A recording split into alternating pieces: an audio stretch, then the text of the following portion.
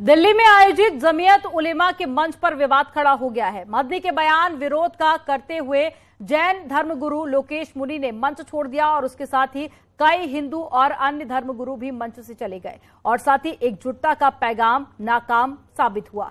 लेकिन यहां से एक बार फिर से इस्लाम, सनातन और जैन के बीच में धर्म युद्ध शुरू हो गया है और 2024 के रण में धर्म के नाम पर सियासत भी होने लगी है। एक विरोध में दूसरा समर्थन भी देखा जा रहा है। आपको पूरी रिपोर्ट दिखाते हैं और उसके बाद में करेंगे चर्चा की शुरुआत।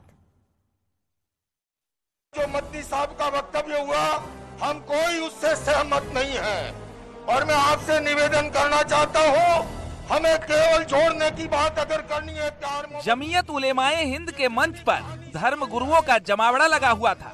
सब अपने अपने धर्म पर ज्ञान दे रहे थे, लेकिन जोड़ने वाले इस कार्यक्रम में अचानक बात तोड़ने की होने लगी।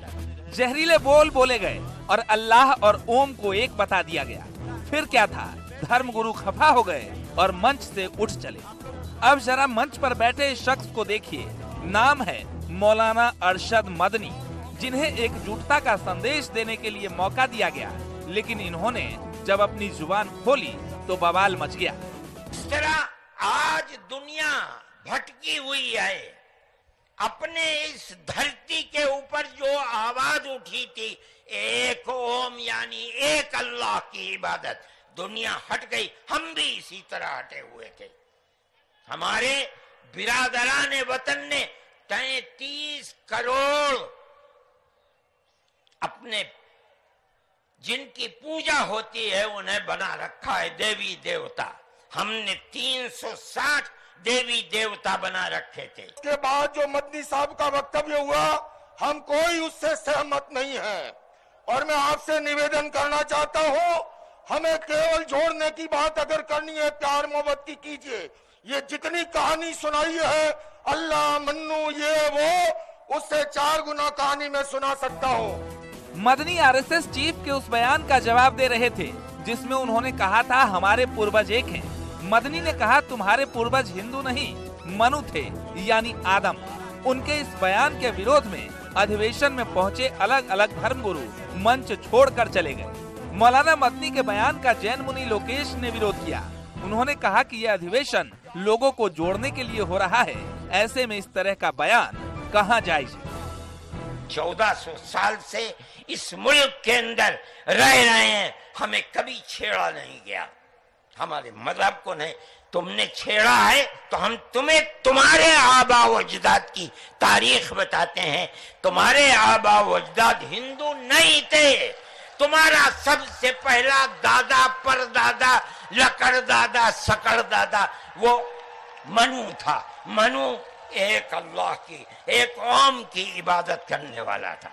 मेरे भाई, मैंने ये बात इसलिए कही है कि तुम अपने इस मुल्क के ऊपर फख्र करो। जिस तरह आखिरी नबी अरब में पैदा किया, हर मुसलमान को समझना चाहिए कि सबसे पहला नबी अल्लाह ने, ओम ने इस दुनिया के अंदर, इसी भारत की धरती के अंदर पैदा किया है। सारी नस्लें यहीं से चली हैं। अपने इस मुल्क से मोहब्बत रखो। सर्वधर्म के संत कोई इससे सहमत नहीं है। हम केवल सहमत हैं आपस में मिलजुल के रहे, प्यार से रहे, मोहब्बत से रहे। और इसके सिवा ये जो कहानी ओम मन्नू अल्लाह उसकी औलाद, ये फालतू की बातें है। सारा पलीता लगा दिया एकता के सद्भावना के सम्मेलन को। मंच राष्ट्र के लिए सबको साथ लेकर चलने का था, लेकिन मजहबी भाषण से विवाद बढ़ने लगा और फिर धर्मगुरुओं ने मंच से विदा ले लिया। हालांकि स्वामी चिदानंद सरस्वती ने एक बार फिर संवाद से विवाद को खत्म करने का संदेश दिया, देश के लिए एकजुटता का पैगाम दिया।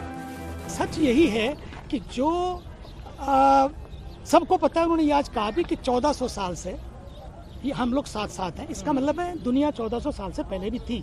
इसका अर्थ सीधा सीधा है। तो उन्होंने कोई इस तरह से ये नहीं कहा कि दुनिया पहले नहीं थी, दुनिया बाद में नहीं रहेगी। दुनिया पहले भी थी, दुनिया बाद में भी रहेगी।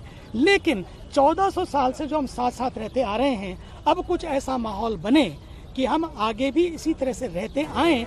खैर, बात अरशद मदनी के जहरीले बोल की है तो कुछ ने इसका विरोध किया और कुछ लोग समर्थन में नजर आए, लेकिन किसी निष्कर्ष पर नहीं पहुंच पाए। ये यकीनी तौर पे मैं कह सकता हूं कि अल्लाह, ईश्वर, गॉड, वाहेगुरु, ये सब एक ही चीज है, ये एक ही पावर है। कोई किस नाम से पुकारता है, कोई किस नाम से पुकारता है। ऐसा नहीं है कि मुसलमानों को पैदा करने वाला, उनका पालनहार सिर्फ अल्लाह है, और हिंदुओं को पैदा करने वाला, उनका पालनहार ईश्वर है। वो एक ही है। में किस प्रकार की बातें कही गई, वो नफरत नहीं है क्या? सामान्य नागरिक संहिता का विरोध हम करेंगे, नफरत नहीं है क्या? सीए का विरोध हम करेंगे तो नफरत नहीं है क्या?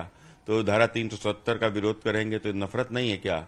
आतंकवाद का समर्थन करेंगे, नफरत नहीं है क्या? हिंदुस्तान में शरिया का शासन लगाओ तो नफरत नहीं है क्या? मदरसों में पढ़ाओगे कि जो इस्लाम नहीं मानता काफिर है, मूर्ति पूजा करने वाले काफिर हैं, इनको मारो, ये नफरत नहीं है क्या? तो नफरत कौन फैलाता है, पहले इसको देखो, इसको समझो। जमीयत उलेमाए हिंद के मंच से उठा ये विवाद अब गर्माता जा रहा है और एक बार फिर धर्म गुरुओं ने हिंदू मुसलमान के मुद्दे को हवा दे दिया है। लेकिन कुछ लोग ऐसे भी हैं जिसका इस मसले में स्टैंड साफ है। Bureau report, news 18।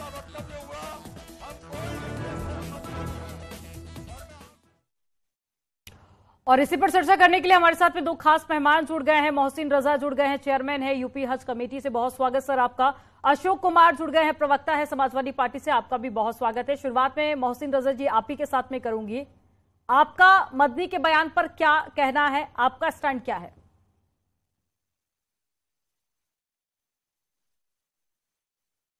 तो मोहसिन रजा की आवाज हम तक नहीं पहुंच पा रही है।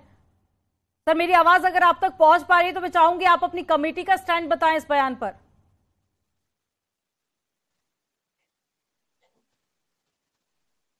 नहीं, आवाज तो मेरे पास आ रही है आपकी, लेकिन आपने सवाल क्या किया, कमेटी कौन मेरा सी? सवाल आपसे ये है कि आपका स्टैंड क्या है सर?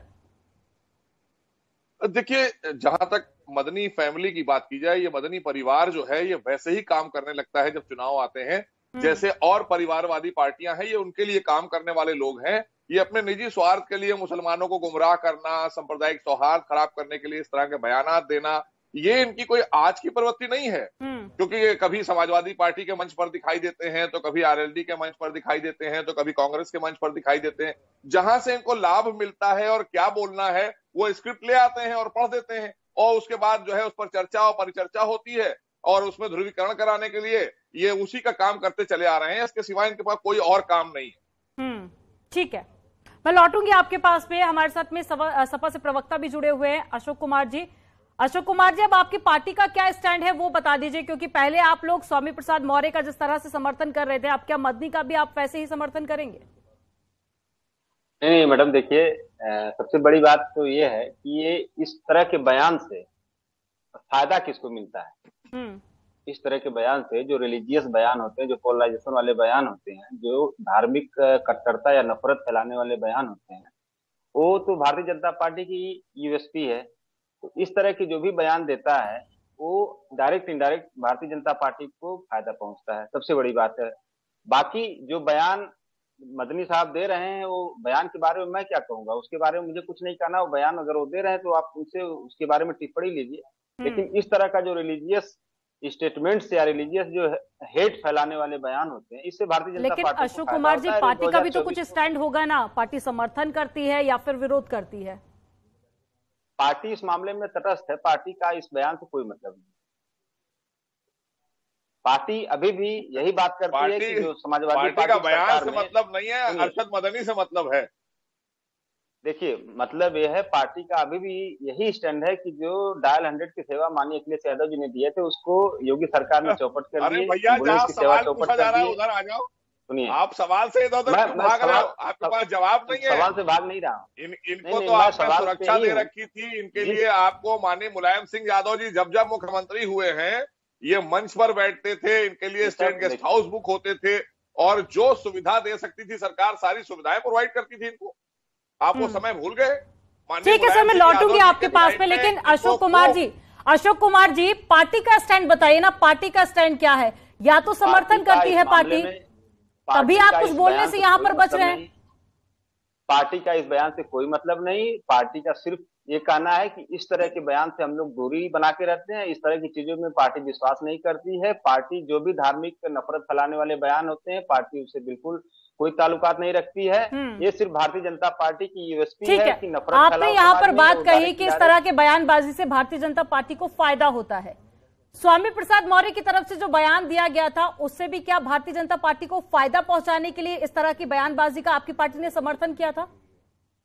स्वामी प्रसाद मौर्य जी का जो बयान है उस पर पार्टी अभी भी कायम है कि जो पर्टिकुलर वो चौपाई है जिससे पिछड़े समाज, दलित समाज, शूद्र समाज और महिला समाज का अपमान हो रहा है, उस चौपाई पे विचार करने के लिए समाजवादी पार्टी मांग कर रही है।